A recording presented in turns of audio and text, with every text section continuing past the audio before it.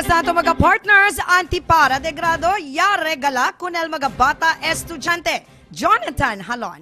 Report del Pueblo. 128 estudiantes de Tetuan Elementary School ya beneficial libre Antipara de Vista desde con el Zamboanga City Host Lion Club y Integrated Philippines of Optometrists Association Zamboanga Peninsula Chapter. El mga beneficiario, aquellos tienen el 20/40 and above vision y pasaan na estos na un vision screening y eye refraction. We are the Integrated Philippine Association of Optometrists. This project is in partnership with Lions Club for the Sight for Kids program.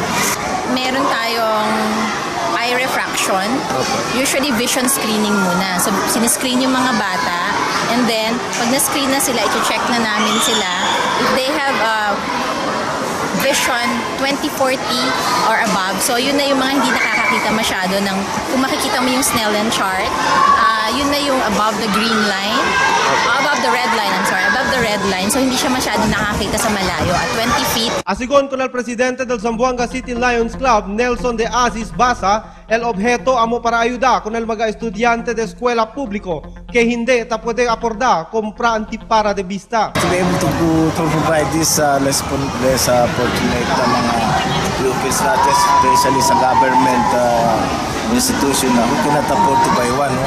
In fact, they know, no?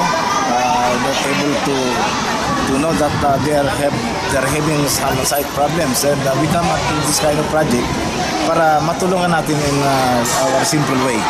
El mismo principal del mencionado escuela, Dr. Ronald Aba, personalmente rindi gracia por el ayuda. And we are very blessed and we are very thankful also for the Lions, especially mom here was here with us in order to provide these eyeglasses for our school children. Notable la alegría na cara del mga recipient cuando ya puede recibir con el nuevo Antipara y rindi también gracias sila por el Antipara donde grande la ayuda desde para nati ila estudio.